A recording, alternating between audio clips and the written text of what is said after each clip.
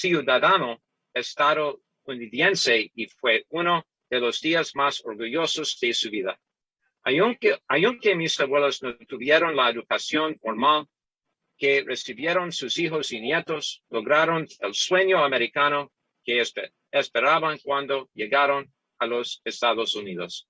Quiero preservar los valores y aspiraciones de tantos inmigrantes como mis abuelos, que sueñan con la oportunidad única de la América de mejorar su condición.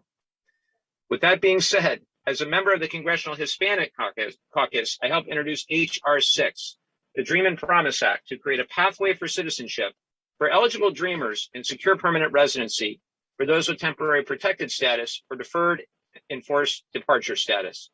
I've also co-sponsored legislation to reunify families who were separated at the border, voted for legislation to deliver humanitarian aid to the border, and signed onto a bill to create more oversight and accountability within the Department of Homeland Security. What I think we need, and what I think the senator will allude to, is that we have to start treating immigrants with respect and decency again. Values that I know President Biden and Vice President Harris are working to restore. My maternal grandparents immigrated from Mexico to create a better life for their children and their grandchildren. Our country was founded on that promise, and we must continue living up to that principle. This is a nation of opportunities made up of immigrants and an accumulation of numerous cultures and peoples. It's so important that we remember that. And Congress has a critical role to play to ensure that all people are treated equally, regardless of their age, their gender, their race, who they love. And it felt especially symbolic to have this discussion during Hispanic Heritage Month. Over the course of the pandemic, we bore witness to the critical importance of essential workers. And with millions of America's essential workers being Hispanic, we saw the community on the front lines carrying a large part of the brunt of the COVID-19 pandemic. It's without a doubt that Hispanics are essential to building the nation we share. That's why this month we're honoring this heritage of resilience. So with that, I'll turn it over to Dr. Arcela Núñez Alvarez for some opening remarks. Buenos días, buenas tardes. De parte de Universidad Popular, agradecemos esta invitación de ser parte de una celebración a nivel nacional que reconoce a nuestra comunidad mexicana latina. Es un honor reconocer y celebrar a la comunidad chicana, mexicana, latina, indígena. En unión formamos un colorido mosaico de diversidad y de tradiciones que se han forjado gracias a la sabiduría de nuestros abuelos, de nuestros padres, de nuestros ancestros. Con esfuerzo y gran sacrificio, forjaron un camino y nos iluminaron. Levantemos pues hoy la misma antorcha para que la luz de nuestros ancestros siga iluminando el camino de nuestros hijos y de nuestros nietos. La familia mexicana latina, casi somos 1 millón de personas aquí en el condado de San Diego y la mitad en el distrito 49. Nacimos en más de 35 países distintos. Hablamos más de 560 lenguajes. A pesar de esta gran diversidad de pensamiento, de palabra, de obra, de colores, compartimos todos una larga historia de lucha en busca de la libertad. El futuro y el bienestar de nuestra comunidad depende en nuestra participación cívica ciudadana. Venimos desde hace décadas, siglos, derrumbando barreras que nos han deshumanizado y lo seguiremos haciendo. Vamos a seguir trabajando, educando, votando y organizando a cada uno de los miembros de nuestra vecindad y de nuestra ciudad para juntos lograr una vida digna y saludable. En especial, le quiero dar gracias a mi madre Eva, que con su esfuerzo educó a 5 niñas y a mí misma para salir adelante. También le doy gracias a los copanelistas que están con nosotros esta mañana, en especial al senador Padilla por su liderazgo en el censo 2020, al congresista Leven por representar nuestra comunidad fronteriza y a mi compañero Cipriano Vargas por su liderazgo en educación. Muchas gracias. Muchas gracias. Now I'd like to turn it over to my dear friend, Cipriano Vargas. Cipriano? Muy buenos días. Good morning. This is Cipriano Vargas. Y es un honor estar aquí con ustedes esta mañana. Gracias por la invitación. Y más que todo, gracias a mis padres que son migrantes y los soñadores que empezaron este paso para venir a los Estados Unidos para una mejor vida, no solamente para ellos, pero para sus hijos. It's an honor to be here with you all this morning. A shout out to my parents who came to this country as immigrants for a better path forward, not just for themselves, but for their children. And as we look at what's happening in San Diego, as we look at what's happening in California, I have the honor of serving as our school board president for Vista Unified, and the impact that education has in our lives and how it transforms not just our communities, not just the direct 2021, 2022, but the impact that it has over the next decades and the impact that it will have over the next century. As we look at Vista Unified, we have 20,000 students. Mostly of them are Latinos. And just like many of them, I began my journey as an English language learner.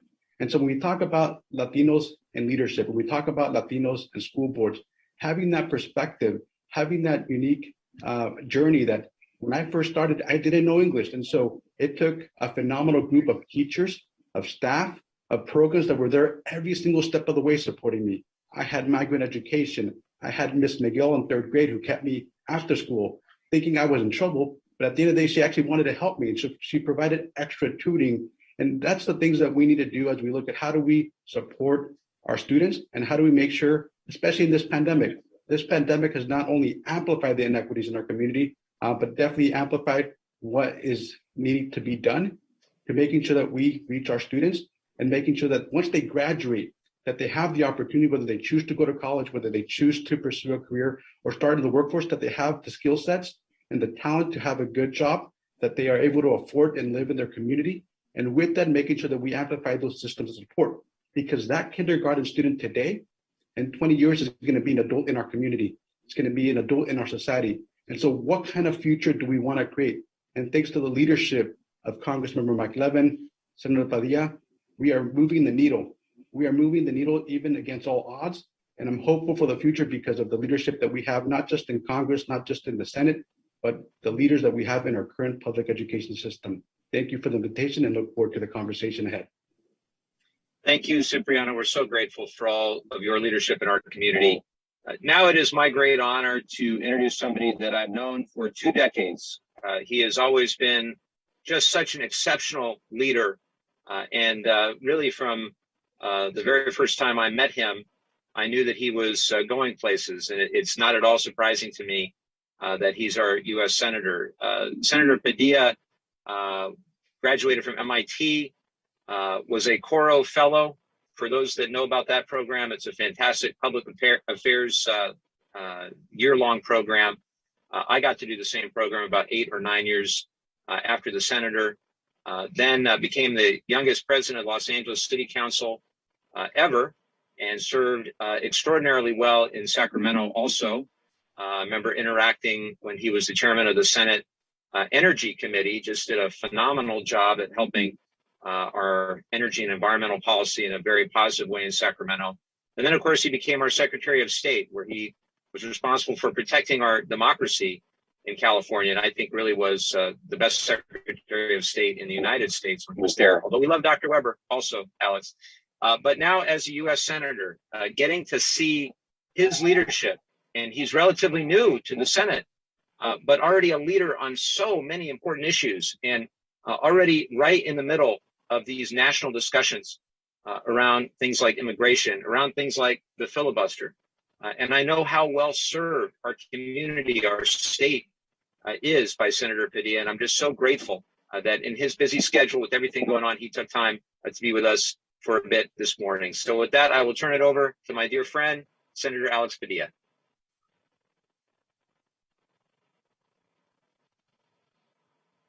Oh, and Senator, I think you got to unmute yourself. It wouldn't be a Zoom event unless. Wouldn't it be Zoom if we didn't have a technical something, right? But we hear you loud and clear. Thank you for the introduction, and thank you for your 20 years of friendship. We have known each other that long, but we're still young.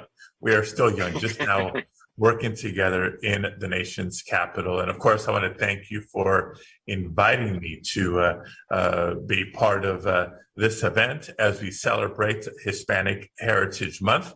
It's the one we should celebrate all year round, but it's the 1 month where we make it official, where we honor the impact of Latinos throughout California history and throughout American history. Yes, since January, I've had the tremendous honor of being your United States Senator. And I'm proud to be the first Latino to be able to do so. I know that I'm here as a result of my lifelong journey. My parents, too, are immigrants to the United States. They came in the 1960s in pursuit of the American dream. Took them nearly 30 years to decide to become citizens, which they did, and they never missed an election after that. But I'm also here because of the tremendous organizing and advocacy of our community. So many community leaders, so many organizations that have insisted on our rightful place in the political process. And as I mentioned, now that I'm the United States Senator for California, it's my opportunity and responsibility to share my family's story and my life journey in the deliberations of the United States Senate, not just because it's mine, but because I think it's so representative of the story and the struggles of so many working families throughout California in pursuit of their American dreams. You know, my parents came to the United States, like I mentioned, in the 1960s in search of that better life. They actually came from different regions of Mexico. They met in Los Angeles. They came with a little formal education, but like so many others, a tremendous work ethic and big dreams. They eventually got married, became legal residents, and started a family. For 40 years, my father worked as a short order cook. And for the same 40 years, my mom worked cleaning houses. And on those modest incomes, by the way, jobs that are considered essential now by the federal government because of the pandemic, they've been essential for a lot longer than COVID-19. But on those modest incomes, they raised three of us. I have an older sister who's been an educator her entire career. My younger brother who works for the Los Angeles City Council. So we're all public servants. But we were raised in a modest three-bedroom home in the proud working class community of Pacoima, California, in the San Fernando Valley. So anybody who remembers Richie Valens or has seen the movie La Bamba, you have a taste of where I grew up. It was in that modest home that our parents taught us the importance of getting a good education. That was key. And also the importance of seeking out opportunities to serve others. So it is no coincidence that my sister, my brother, and I are all public servants in different capacities. Now today, again, in my representation, my work on behalf of California in the United States Senate, I'm especially proud to fight on behalf of communities like the one I grew up in. Working class communities with that are very diverse, home to a lot of immigrants. Nearly 40% of Californians are Latino, but we haven't always had our rightful place at the decision-making table at all levels, in the public sector and in the private sector. In the government at the federal level, the state level, and the local level. So particularly as we're each doing our part to address the COVID-19 pandemic and recover from the pandemic that hit especially hard in Latino communities across the country. It's critical that we remember the lessons from our history in fighting for equity. From voting rights to union organizing, we find ourselves too often having to defend the victories of prior generations of civil rights leaders. 50 years ago, Cesar Chavez led boycotts to secure a union and better working conditions for farm workers. And that struggle continues to this day. This spring, the United States Supreme Court's 6 conservative justices gutted a law that he fought for to help farm workers organize. We also recognize that 75 years ago, elementary student Sylvia Mendez and some of her classmates and their families won a legal battle to end segregation in California's public schools. That was one of the precursor cases to the Brown v. Board of Education. And yet here we are in the year 2021, and our education system remains deeply inequitable. If you look at test scores and funding from district to district and school to school. So as we consider the challenges that lie ahead, we can draw inspiration and motivation from those who came before us. And, the last individual I'll mention as part of this Hispanic Heritage Month event is the example of Willie Velasquez, who launched a movement of voter registration in Latino communities throughout the Southwest. You recognize his slogan, "Su voto es su voz." Your vote is your voice. So I'm asking each one of you listening today to continue to make your voices heard and to vote in every single election. So proud to be fighting every day alongside Congressman Levin to build a better future for our country. And that includes for Latino and immigrant families, from affordable health care to immigration reform, for the essential workers who call this country home, and so much more. Thank you for having us, Congressman, and to our co-panelists. And I know we have a few questions ready for us. Well, thank you so much, Senator, for all those remarks and for all your leadership. And I think we have time for one question. We'll try to make it a good one. And it's a timely question, which is this. On Sunday, the Senate parliamentarian ruled against the efforts, and we all in the Congressional Hispanic Caucus read that ruling, and we're obviously disappointed. It was a 3-page ruling, but against the efforts to advance immigration reform via budget reconciliation. So there are now conversations that the fight will continue to find pathways to citizenship for immigrants, something that we all support. What can you share as the next steps that are being taken in the Senate? What do you think communities can and should do at the local level to advocate for this process to move forward? Great. Look, I very much appreciate the question. It's critical and timely, but I want to make sure I clarify something. The ruling from the parliamentarian on Sunday was not a complete outright no to any immigration reform through the budget reconciliation process. It was a no to a specific proposal that we had suggested to her that would have offered security and a pathway to citizenship for dreamers, for TPS holders, for farm workers, of course, but frankly, all essential workers that recognized by the federal government during the course of this pandemic. And so the good news is this: we're not giving up the fight.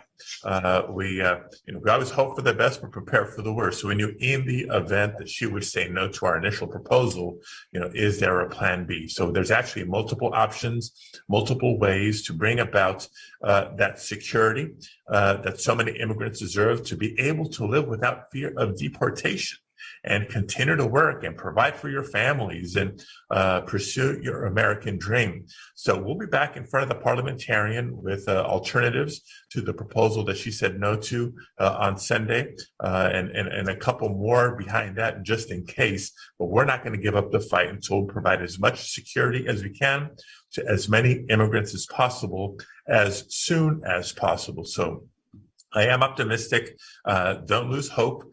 Keep watching. Keep staying tuned. We hope to have a lot to celebrate here in the weeks ahead. And what can you do on the ground? Keep advocating. Don't just keep the candles on at home, although I know I have mine lit at home, keeping faith and hope alive. But keep advocating, communicating to your representatives, helping us forge public opinion. If you have family members or colleagues or folks in other key states with key Senate votes, especially in Republican states and Republican House districts. Keep pressing them as well, because frankly, immigrants have been critical throughout this economy, keeping the supply chains moving, keeping our economy going, keeping others healthy. And that positive impact is felt in every congressional district in every state in the country. Well, Senator, thank you so much for providing hope and inspiration and leadership. We're so grateful for your joining us today, and you're just doing an exceptional job. And I know we're going to work together for many years to come. So thank you so much, Senator Padilla. I want to be respectful of your time.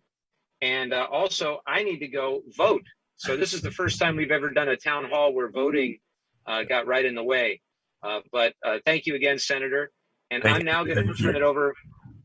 Thank you so much. I'm now going to turn it over to Kyle Frolander, who is going to ask the next couple of questions of our other guests while I go and vote. Kyle, take it away. Thank you, Congressman. Honored to be here with the Senator and yourself and our great guests. I wanted to jump to a question that we got from our community. The pandemic highlighted and continues to highlight the vast inequalities that communities of color are confronting in the 49th District, the border region, the state, and the nation. These inequities have been particularly felt by frontline and essential workers. According to the Legislative Analyst Office, quote, while Latino workers make up only 38% of the state's workforce, half of the state's frontline workers are Latino. Well, the question is, how have the struggles of frontline workers been addressed by the federal government, and what has been done on the ground to support these workers? I don't know if either of you would like to address that question, or we can provide a couple of points that I know the American Rescue Plan provided and move on from there. President Vargas, do you have any comments about how frontline workers have needed to be supported during the pandemic? Yeah, I'm happy to start this off. And I would say, first and foremost, this pandemic has definitely had an impact on all communities. We have seen many people, faced the loss of loved ones, and specifically, Latino families that have been impacted in family death.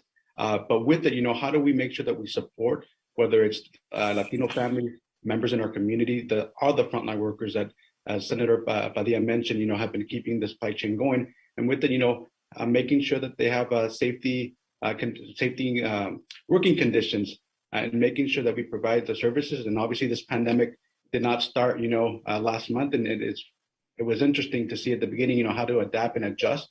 But with it, the American Rescue Plan definitely allowed us to provide services, to provide funding for PPE equipment, making sure at the school levels that we had the HVAC systems and air filtration for the classrooms. But it's a struggle that, even till this day, because with the Delta variant, we know that pandemic's not over yet, and we have many challenges to address, especially as we look at learning loss and students coming back to school. We are proud that, our schools are open as of last month, but we will keep monitoring the situation and what the Delta variant is going to do, and then pivot as needed. Technology has definitely been something that's been a key issue, and, we were well positioned. And with it, when we can keep our schools open, that helps our frontline workers because they are able to perform their jobs and not having to worry about virtual school with their children. Thank you. Dr. Nunez-Alvarez, did you have anything you wanted to add? Yeah, I do. Again, thank you for the opportunity to share our experience with large group of community educators and community leaders through Universidad Popular. We responded very swiftly as we saw the pandemic really wreak havoc in our community. COVID has been lethal in our community. We have seen and witnessed firsthand our community members, our family members, our neighbors get sick, be hospitalized, lose work. And in many cases, including in my own experience as a community educator, I've had students who actually passed away from COVID. I've attended many funerals of elders and have witnessed when many of them were repatriated in caskets going back to Mexico, to Guatemala, to many other parts of Latin America. It's going to take generations for us to recover from the devastation of the pandemic. We are seeing essential frontline workers lose the ability to sustain their families. I've been out on the field with our educators where we've assisted men, Mexican, Latino men who have been brought up to be the breadwinners in their families, and for the first time in their lives, not being able to pay rent, not being able to buy food. We've seen a great deal of devastation. And as we continue, we saw limited response from government in some cases. We saw delayed response. We saw limited resources going into very hard to reach communities. I was fortunate that with a group of community educators, we were ready to deploy. We are bilingual, we are bicultural, we are ready to go into our community, and that's exactly what we did. We took an army of volunteers out to migrant camps, to nurseries, to work sites, to give information about workers' rights, to let people know about sick paid leave, to connect people to grants if they were undocumented and were not eligible for services. What we continue to see, however, is a great deal of inequality, especially in the hardest to reach communities where folks are undocumented, where they live in rural communities, where they have been disenfranchised. They don't have access to health care. We continue to fight every day and to advocate to make sure that the resources that we need in our community reach those families who are in great need.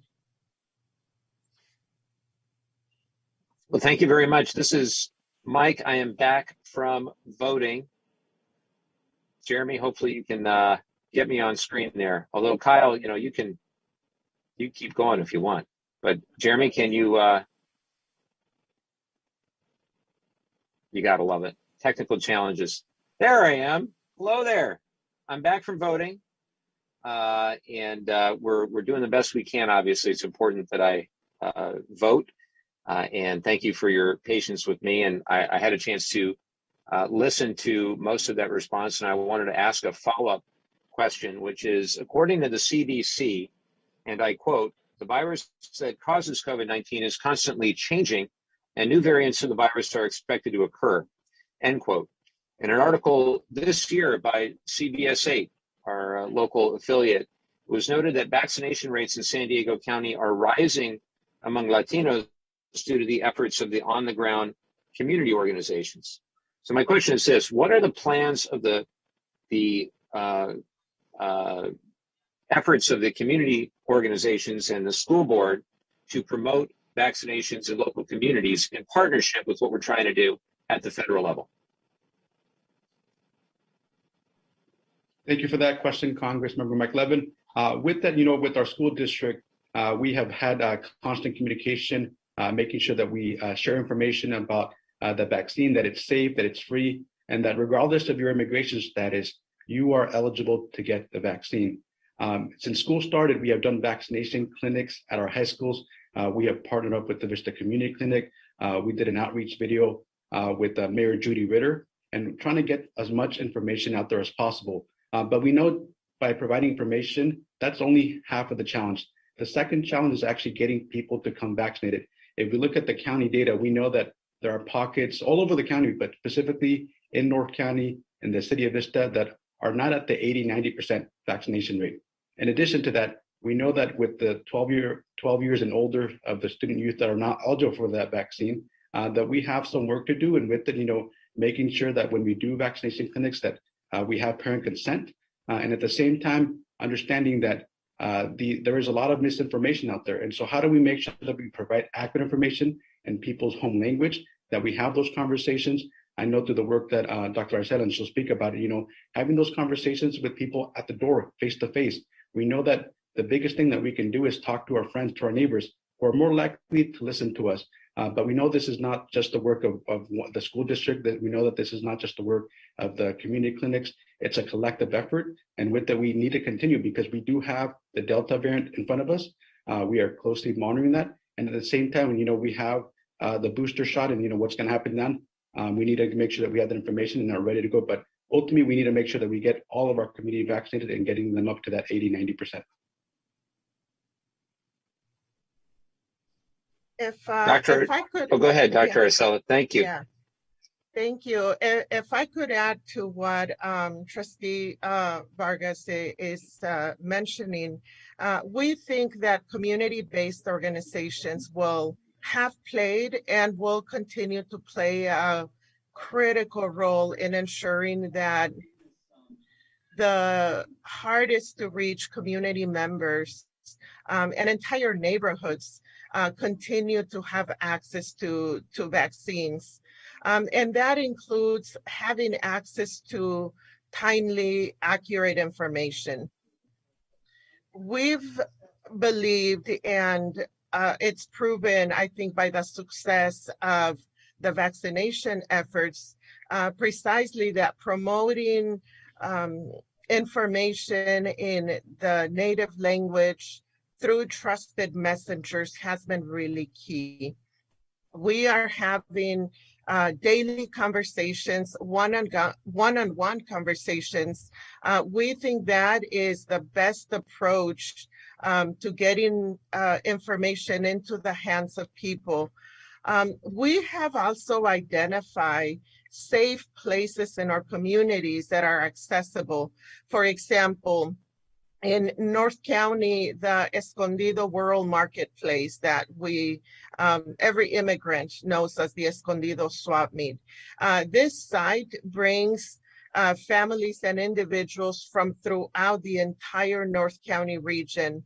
At this location, we've been able to have 300, 200. We just had a vaccination event this past weekend and had 119 of the hardest to reach members of our community who got vaccinated. Many of these individuals, again, are not connected to medical homes. They lack access to health insurance, and the entire family is looking for vaccines. We know there continues to be a great deal of inequality in access to vaccines.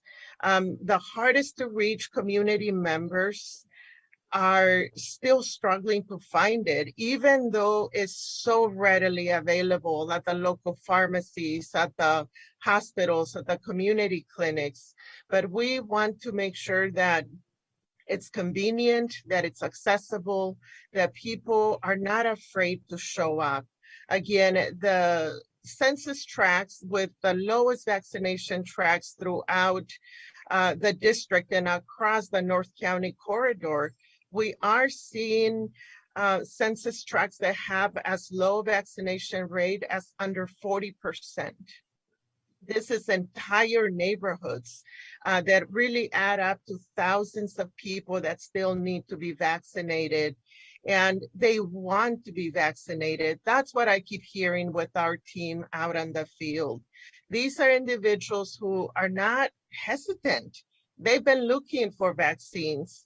And when we show up and make it accessible to them in partnership with local community clinics, with the school districts, we've had great partnerships as a grassroots trusted organization, partnering with the school districts who are sending information out to all the parents. It is going to take a collaborative team effort with all of us working in sync to make sure that our families are protected and that we end this pandemic that is affecting so many people in our community. Well, thank you so much for that answer. And I really am very grateful for all your answers. And I wanted to turn it over now to both of you for some closing remarks. So I'll start with you, Cipriano. Thank you, Congressmember Mike Levin, and thank you for the invitation.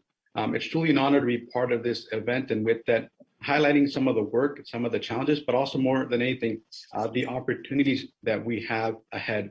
I know it's been a challenging time for all of us in our community, from educators to the frontline workers, to those that are still having to work and navigate this pandemic, whether it be in the workplace or whether that be at home. And at the same time, with the American Rescue Plan and the funding coming down the pipeline, it's an opportunity to create, systems of support, making sure that we have a data evidence-based policies that show the significance. And when we invest in housing, when we invest in safe working conditions, when we invest in good jobs, what it means for our community. Because ultimately, when we invest in our community, it not only benefits one pocket of the community, not one pocket of the region, it benefits us all. So thank you for the invitation and look forward to future conversations. With that, have a wonderful day. Thank you, Cipriano. Appreciate all your work in our community. And Dr. Arcela Nunez, I'd now like to turn it over to you for some closing thoughts. I too would like to thank your office, Congressman, for making the recognition of our Mexican Latinx community a priority. Again, not just during Hispanic Latino Heritage Month, but what your office is doing to include our voices and the representation that our community deserves. We are going to continue to organize in our community because we think that we are entering into a new era in North San Diego County. It's changing. We see so many different diverse families and folks, who live in our communities. We want to promote that inclusivity so that all of us have the opportunity to work together in creating a community and a society that is respectful of our differences, and that we really thrive and leverage what that means for our educational system, for our economy. Thank you so much for including the voice of our immigrant, Mexican, Indigenous, and Latino communities. It's an honor to be part of this conversation. Thank you so much. Well, thank you so much. And it's my honor to have had you and to have had our friend Cipriano. And I also want to thank our dear friend, Senator Alex Padilla, who's doing a wonderful job. Before we go, I wanted to share some news. For our September constituent of the month, we have a constituent of the month every month. This month, I chose to recognize Erica Alfaro, a motivational speaker and first-generation American whose parents immigrated from Mexico, for her incredible resiliency. Erica was born in Fresno, California, and spent much of her childhood in Tijuana. Her mother, Teresa, a farm worker, and her father, Claudio, a landscaper, moved the family to Oceanside when Erica was 13 to provide Erica with educational opportunities that were never available to them. Upon arrival in Oceanside, Erica and her family moved into a 2-bedroom apartment with another family, where a total of 11 people shared the small space. Erica recalls accompanying her mother to the fields and listening to her mother describe education as a means to achieve a better life. After becoming a mother herself at 15 years old and dropping out of high school, Erica would eventually receive her high school diploma through a homeschool program and enroll in classes at Miracosta College. During this time, Erica balanced an extremely heavy workload that included a full-time job, full-time classwork, and full-time motherhood. When her son was diagnosed with cerebral palsy, Erica's grades began to slide, forcing her to temporarily suspend her academic dreams. Through this all, Erica persisted, and despite the challenges, she currently holds an associate degree from Miracosta College, a bachelor's degree from California State University, San Marcos, and a master's degree from San Diego State University. Hispanic Heritage Month is a chance to celebrate and pay tribute to the incredible contributions of Latino communities in America and all the ways they've made profound impacts on our nation. We honor the culture, heritage, history, and presence of Latino communities all across the United States of America. That's it for now. Thanks so much for joining us. We'll see you next time.